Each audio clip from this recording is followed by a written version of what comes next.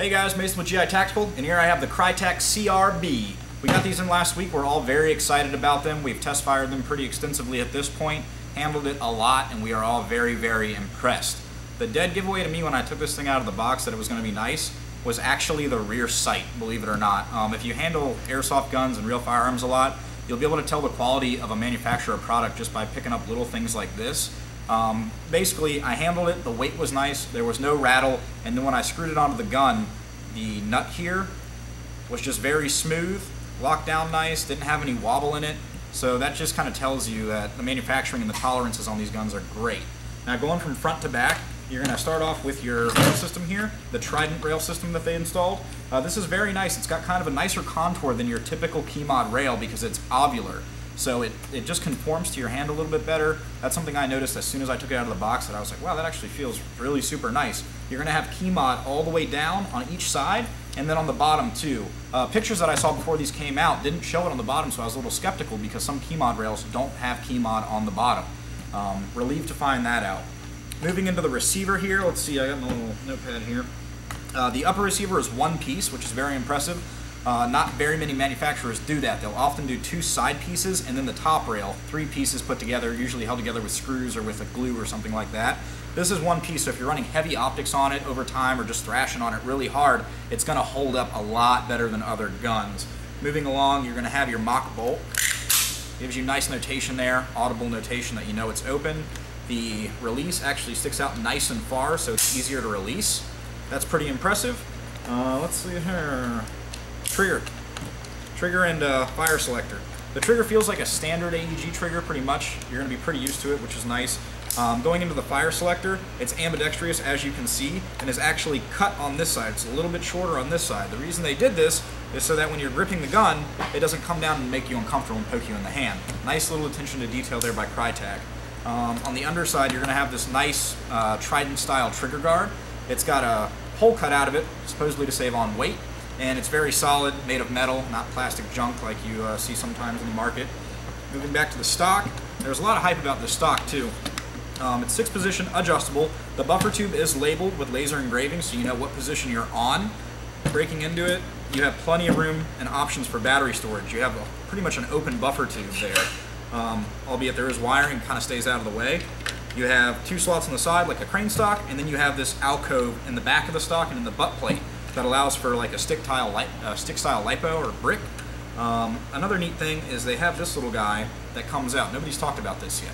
This just pops out from under the stock, and when you place the butt pad back on, you have a place to run wiring through. So if you run a big external battery that won't fit in here, they accommodated the wiring so that it's convenient and stays out of the way. Very, very specific thing to add, kind of impressive.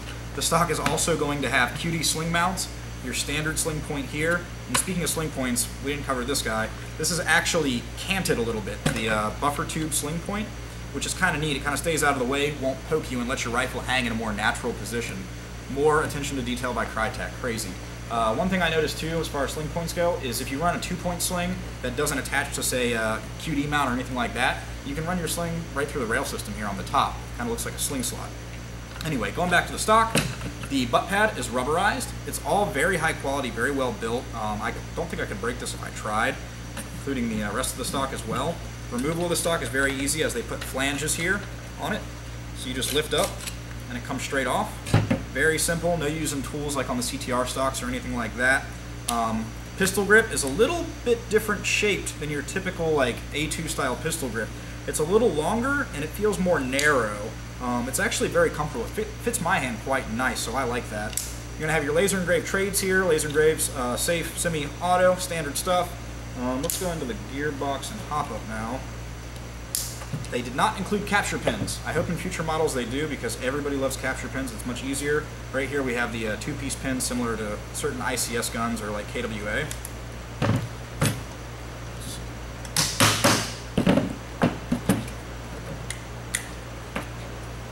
Tight tolerances between the receivers, which is very nice. There's no wobble and it's actually a little stiff getting apart. Alright. Hop up ski. Like your standard barrel, very nice crowning on the end. You also have your spring spacer here, which is pretty stiff, which I like. I oftentimes have to replace the spring spacer in my guns because they're not stiff enough to mesh the gearbox and the hop-up together. This one actually is pretty nice out of the box. Different style proprietary hop-up there, but the nice thing about this is it gives you audible notation. It clicks. I don't know if you can hear it, but clicks into place, is labeled with numbers, so you can actually know where you have to be for what weight BBs you use. After you dial it in once, you can say, oh, hey, this is on 5. When I use this weight BB, turn it to 5, and I'm good to go. The actual hop-up bucking, which I won't be able to show you right now, is similar to certain Promi hop-ups and stuff. It actually has 2 points of contact in it, which is very nice. It seems like a good soft material for the velocity that this gun is shooting, so I was impressed by that. These guns are getting pretty immaculate range out of the box. I mean, they're on par or out shooting VFC guns, and if you know how they perform, that's pretty impressive. Moving to the gearbox, you have aluminum alloy gearbox, robust. There are notches cut out for increased strength on the front end of the gearbox where fractures often happen when running high velocity springs. The nozzle even looks at it as if it was grinded down a little and custom fit to this particular gun, which is very nice. You're going to have your sorbo pad, all that good stuff you've heard about, the MOSFET. This is actually an anti-corrosive coating on the gearbox, so you don't have to worry about if you leave your gun in your car overnight, it getting all rusted and oxidized. Pretty impressive there. Beautiful presentation here with the Krytac logo and your serial number. I really like the combination of orange and gold. That's just cool to me. Your mock bolt, going back to that again, stays attached to the gearbox, which is nice, doesn't fall out when you take the receivers apart. It's all one piece contained and just functions independently, which is very nice. Wiring is all stiff. I was impressed it's just put together real well. I don't feel like I'm going to yank it out when I pull my battery out. The fuse is in there nice and tight. Very impressive. Let me look at my list, see if there's anything I missed to tell you guys. Not really. 8mm bearings, that's about the only thing I left out. Quick change spring.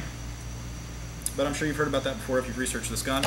GI Tactical and Airsoft GI are selling this for $325. You can get it on airsoftgi.com, or for our first batch here at GI Tactical, in store. Once we get more, we're going to start selling them online, but we kind of wanted to give dibs to our locals because that's why we're here, here to stimulate the community. So if you're a local, come by the store. I think we have just a few left. So come by and grab it, or you're going to be waiting a couple more weeks till we get the rest.